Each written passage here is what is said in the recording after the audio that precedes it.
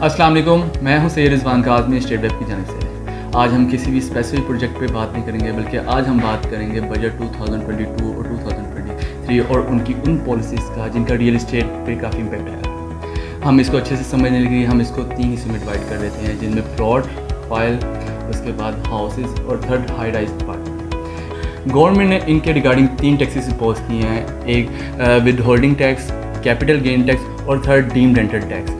आइए बात करते हैं विद होल्डिंग टैक्स के बारे में। विद होल्डिंग टैक्स एक्चुअली वो टैक्स होता है जो कि ट्रांसफ़र के वक्त परचेजर पे करता है।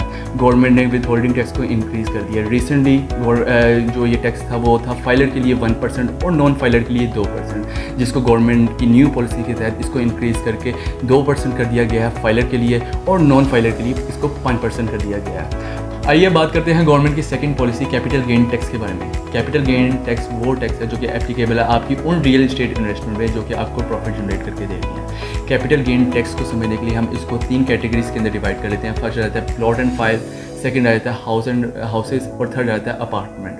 अगर हम प्लॉट्स एंड फाइल की बात करें, अगर आप अपने प्लॉट और फाइल को with in a period of 6 year cell करते हैं तो उस पर ये टैक्स एप्लीकेबल है। लेकिन अगर आप अपने प्लॉट को आफ्टर 6 ईयर सेल करते हैं तो इससे ये CGT एग्जेम्प्ट हो जाता है। CGT का प्लॉट्स और फाइल पे क्या क्राइटेरिया वो ये है, अगर आप अपने प्लॉट को सेल करते हैं विद इन अ 1 ईयर तो उस पर आपको 15% CGT पे करना पड़ता है। और इसी तरह अगर आप अपने प्लॉट को सेल करते हैं आफ्टर 1 ईयर मीन्स 1 ईयर और कुछ ड्यूरेशन के अंदर तो उस पर आपको 12.5% CGT पे करना पड़ता है। इसी तरह अगर आप अपने प्लॉट को सेल करते हैं आफ्टर 2 ईयर उस पर आपको 10% CGT पे करना पड़ता है। इसी तरह अगर आप अपने प्लॉट को सेल करते हैं आफ्टर 3 ईयर उस पर आपको CGT 7.5 पे करना पड़ता है। इसी तरह अगर आप अपने प्लॉट को सेल करते हैं आफ्टर 4 ईयर इस पर आपको CGT 5% पे करना पड़ता है। इसी तरह अगर आप अपने प्लॉट को सेल करते हैं आफ्टर 5 ईयर तो इस पर आपको CGT 2.5% पे करना पड़ता है। इसी तरह अगर आप अपने प्लॉट को सेल करते हैं आफ्टर 6 ईयर तो इस पे CGT आपको 0% पे करना पड़ता है। इस पॉइंट पे आके CGT एग्जेम्प्ट हो जाता है। इसी तरह अगर हम बात करें हाउसेज की तो हाउसेज पे CGT का क्राइटेरिया ये है, अगर आप अपने हाउस को सेल करते हैं in the period of 4 year तो ये टैक्स एप्लीकेबल है आपके सेलिंग पॉइंट ऑफ व्यू से। अगर आप अपने हाउस को सेल करते हैं सेल करते हैं in the period of 1 year तो आपको 15% इस पर CGT पे करना पड़ेगा। लेकिन अगर आप अपने हाउस को सेल करते हैं in the period of more than 1 year तो इस पर आपको 10% CGT पे करना पड़ेगा। लेकिन अगर आप अपने हाउस को सेल करते हैं आफ्टर 2 ईयर इस पर आपको 7.5% CGT पे करना पड़ेगा। और अगर आप अपने हाउस को सेल करते हैं आफ्टर 3 ईयर तो उस पर आपको 5% CGT क्राइटेरिया पे करना पड़ेगा। और अगर आप अपने हाउस को सेल करते हैं आफ्टर 4 ईयर इस पे CGT क्राइटेरिया 0 है, इस पे आगे एग्जेम्प्ट हो जाता है CGT। इसी तरह अगर हम बात करें अपार्टमेंट्स की तो अपार्टमेंट्स पे भी CGT क्राइटेरिया एप्लीकेबल है। अगर आप अपने अपार्टमेंट को सेल करते हैं in the period of 1 year तो उस पर CGT आपको 15% पे करना पड़ेगा। और अगर आप अपने अपार्टमेंट को सेल करते हैं आफ्टर 1 ईयर और तो उस पर आपको CGT 7.5% पे करना पड़ेगा। लेकिन आफ्टर 2nd ईयर ये भी अपार्टमेंट के ऊपर एग्जेम्प्ट हो जाता है। आइए अब बात करते हैं डीम्ड रेंटल पॉलिसी की, जो कि न्यू टैक्स एक गवर्नमेंट ने मुतारिफ कराया है।